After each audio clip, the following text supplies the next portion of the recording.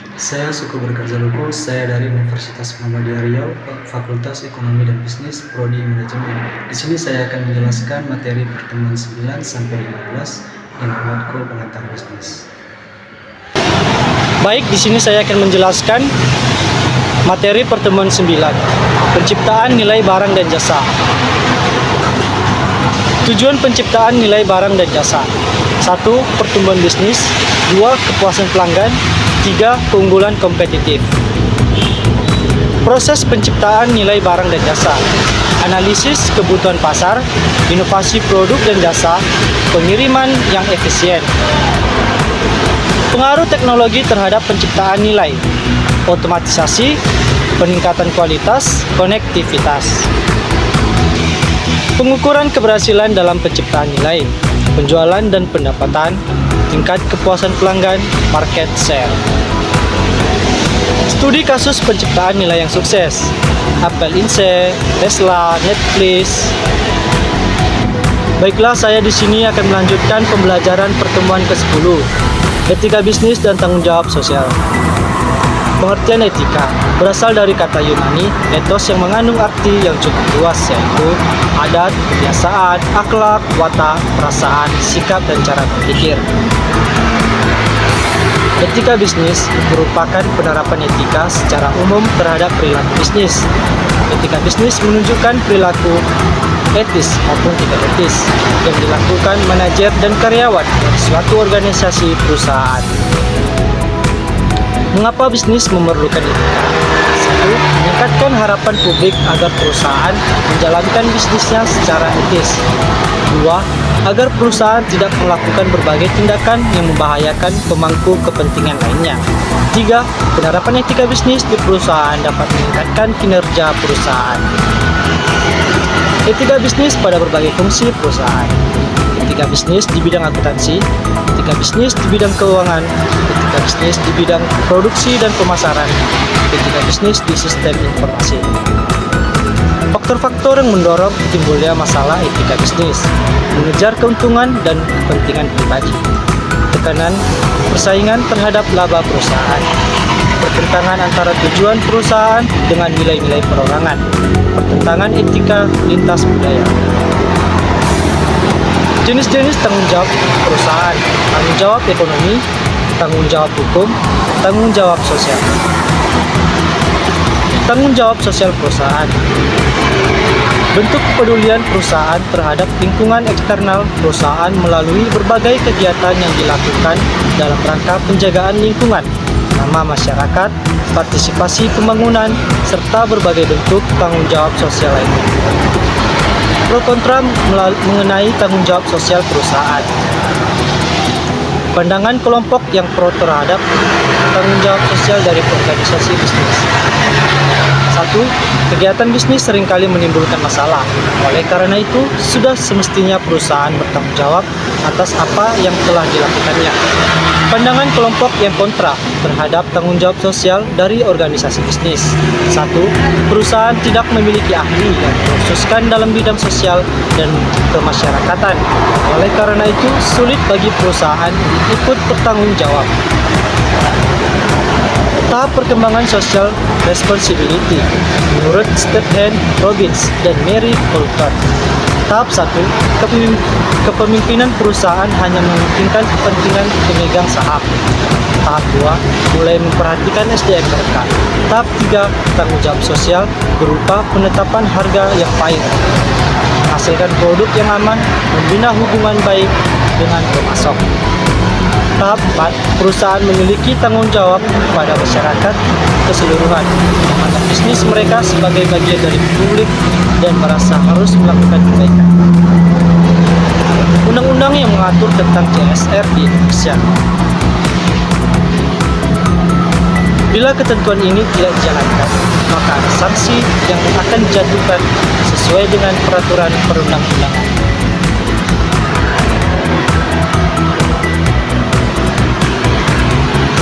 Manfaat tanggung jawab sosial perusahaan. Manfaat bagi perusahaan, manfaat bagi masyarakat, manfaat bagi pemerintah. Baiklah, saya di sini akan melanjutkan pembelajaran pertemuan ke-11, manajemen perusahaan. Fungsi-fungsi manajemen: planning, organizing, leading atau directing, controlling. Fungsi-fungsi manajemen: suatu proses pengembangan tujuan-tujuan perusahaan serta memilih serangkaian tindakan atau strategi untuk mencapai tujuan-tujuan tersebut. Organizing: suatu proses memperoleh dan mengatur sumber daya perusahaan, baik manusia, modal, dan teknologi untuk dapat secara baik menjalankan rencana yang sudah dibuat dan mencapai tujuan organisasi. Leading atau directing merupakan fungsi manajemen yang bertujuan untuk memberikan panduan kepada karyawan sehingga kegiatan organisasi akan berjalan sesuai dengan yang diinginkan organisasi. Controlling merupakan bentuk pengawasan dan kontrol dari manajemen terhadap kegiatan organisasi, apakah sudah sesuai dengan rencana yang ditetapkan dan sesuai dengan arah organisasi. Peranan manajerial, peran interpersonal. Manajer harus melakukan interaksi dengan karyawan dan orang-orang di sekitarnya. Dari hal inilah muncul peran yang bersifat interpersonal. Peran informasi, manajer berperan dalam memperoleh dan menyebarkan informasi yang berkaitan dengan perusahaan atau organisasi. Peran mengambil keputusan, sebagai pimpinan atau manajer harus dapat mengambil keputusan yang tepat. Keterampilan atau keahlian managerial skills, dapat menjalankan peran pemimpin atau manajer secara efektif, maka manajer perlu memiliki keterampilan khusus yang dibutuhkan. Adapun keterampilan tersebut antara lain keterampilan teknis, keterampilan interpersonal, keterampilan konseptual. Baiklah, di sini saya akan melanjutkan pembelajaran pertemuan ke-12. Fungsi perencanaan, planning. Apa itu perencanaan? Perencanaan planning, sebuah proses yang dimulai dari penetapan tujuan organisasi, menentukan strategi untuk pencapaian tujuan organisasi secara menyeluruh, serta merumuskan sistem perencanaan yang menyeluruh untuk mengintegrasikan dan mengkoordinasikan secara pekerjaan organisasi hingga tercapai tujuan organisasi. Apa itu perencanaan? Pada intinya, perencanaan dibuat sebagai upaya untuk merumuskan apa yang sesungguhnya ingin dicapai oleh perusahaan, serta bagaimana sesuatu yang ingin dicapai tersebut dapat diwujudkan melalui serangkaian rumusan rencana kegiatan tersebut. Visi dan misi. Visi dibuat perusahaan terutama untuk menjawab pertanyaan, akan menjadi apa bisnis kita? Pernyataan visi menunjukkan arah strategis perusahaan untuk mencapai hasil di masa yang akan datang. Misi dibuat perusahaan terutama untuk menjawab pertanyaan, bisnis apa yang kita masuki? What? Apa sesungguhnya yang menjadi tujuan perusahaan? Dan apa yang perlu dilakukan untuk mencapai tujuan tersebut? Why? Mengapa hal itu yang menjadi tujuan dan bukan yang lain? Harus bisa menjelaskan alasan disertai analisis. Where? Di mana program atau kegiatan itu dilakukan, harus mampu menjelaskan alasan mengapa program atau kegiatan itu dilakukan di lokasi tertentu dan bukan di lokasi lain. When? Kapan akan dilakukan? Harus bisa dengan tepat menentukan jadwal kegiatan atau pekerjaan yang ingin dilakukan. Siapakah yang akan terlibat dalam pelaksanaannya? Siapa yang menjadi kelompok sasaran dari program tersebut? Mengapa orang-orang itu yang dipilih untuk melaksanakan pekerjaan, bukan orang lain? Mengapa orang-orang itu yang menjadi kelompok sasaran atau penerima manfaat? Bagaimana program atau kegiatan itu akan dilakukan? 3 hal yang dapat dilihat dari perencanaan: proses, fungsi manajemen, pengambilan keputusan. Fungsi perencanaan dalam manajemen perusahaan atau mengapa manajer perlu perencanaan. Pengaruh organisasi, minimalisasi ketidakpastian, minimalisasi inefisiensi sumber daya, penetapan standar dalam pengawasan kualitas. Faktual dan realistis, logis dan rasional. Persyaratan perencanaan atau planning requirements fleksibel, komitmen komprehensif. Tahap perencanaan, penetapan tujuan, menentukan keadaan saat ini, mengembangkan rencana atau kegiatan, identifikasi kemudahan dan keamanan. Jenis-jenis tujuan goals berdasarkan jumlah, tujuan tunggal single goals, banyak tujuan multiple goals. Berdasarkan kejelasan, tujuan yang dinyatakan static goals, tujuan aktual dan nyata real goals. Berdasarkan keluasan dan waktu pencapaian, tujuan strategi goals, tujuan teknik technical goals, tujuan operasional goals. Alat bantu perencanaan, bagan arus flow chart merupakan model grafis yang menunjukkan model sistem yang menggambarkan kejadian yang berkesinambungan dan keputusan, ya atau tidak. Diagram Gantt chart ditemukan oleh Henry L. Gantt sehingga disebut juga Gantt chart. Merupakan metode penyusunan jadwal dengan tujuan mengidentifikasi unsur waktu dalam merencanakan suatu kegiatan yang terdiri dari waktu mulai, akhir, dan saat pelaporan. Baiklah, di sini saya akan melanjutkan pembelajaran pertemuan ke-13, fungsi pengorganisasian, fungsi desain dan struktur organisasional. Fungsi organisasional, fungsi yang dijalankan oleh para manajer perusahaan untuk membagi-bagi pekerjaan kepada para pelaksana tugas serta mengembangkan struktur. Desain organisasional merupakan pemilihan suatu struktur organisasi yang paling sesuai dengan tujuan, strategi, sumber daya organisasi, dan juga tugas-tugas yang dimiliki sebuah perusahaan. Struktur organisasional menunjukkan bagaimana aktivitas yang terdapat di dalam organisasi dibagi, dikelompokkan, dan dikoordinasikan hubungan, baik hubungan antara manajer dengan karyawan, manajer dengan manajer, dan karyawan dengan karyawan. Proses pengorganisasian, pembagian kerja, departementalisasi, pengembangan hierarki organisasi, pengisian jabatan, pengkoordinasian.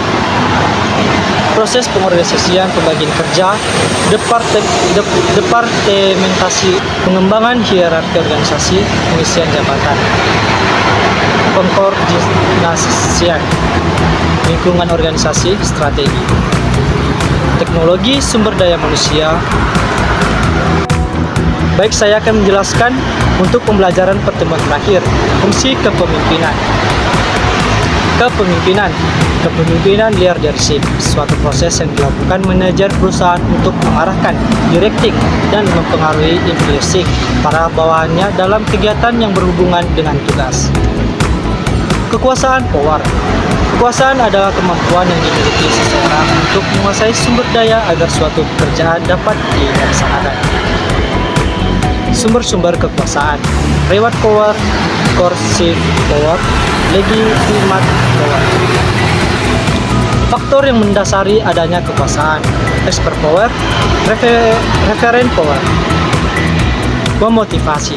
Motivasi merupakan hasil interaksi yang dialami individu, karyawan maupun manajer dengan situasi yang melingkupinya. Unsur-unsur yang membentuk motivasi. Upaya, tujuan organisasional, kebutuhan. Komunikasi merupakan suatu proses pertukaran lambang-lambang baik verbal maupun non-verbal yang dilakukan antara komunikator pengirim pesan dengan receiver penerima pesan, sangat mempengaruhi kualitas kepemimpinan. Kategori komunikasi berdasarkan dampaknya bagi penerima pesan. Komunikasi informatif, komunikasi rekreatif, komunikasi persuasif. Proses komunikasi. Sender, encoding, media, nos, decoding, receiver the message. Kategori komunikasi terkait dengan struktur organisasi. Downward communication, upward communication, lateral communication, diagonal communication.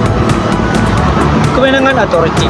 Kewenangan atau otoritik pada dasarnya merupakan bentuk lain dari kekuasaan yang seringkali dipergunakan dalam sebuah organisasi.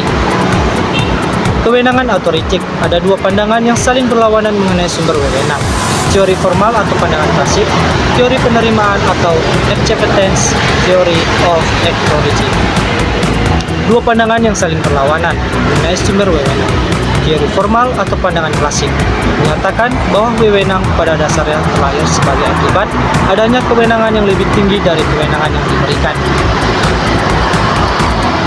Teori penerima, acceptance theory of authority, menyatakan pandangan kedua cenderung berbeda dengan pandangan yang pertama, bahwa tidak setiap wewenang yang bersifat top-down serta-merta akan dijalankan oleh bawahan.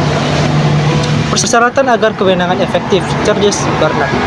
Bawahan dapat memahami apa yang dilakukan atau dikomunikasikan oleh pimpinan atau atasan. Pada saat sang bawahan memutuskan untuk menjalankan apa yang diperintahkan oleh atasannya. Pada saat sang bawahan memutuskan untuk menjalankan apa yang diperintahkan oleh atasannya, dia meyakini bahwa apa yang diperintahkan konsisten mendukung nilai, visi maupun motif pribadi dan atau kelompok. Jenis-jenis kewenangan. Kewenangan dini, kewenangan staf. Kewenangan fungsional. Perlimpahan wewenang adalah proses pengalihan tugas kepada orang lain.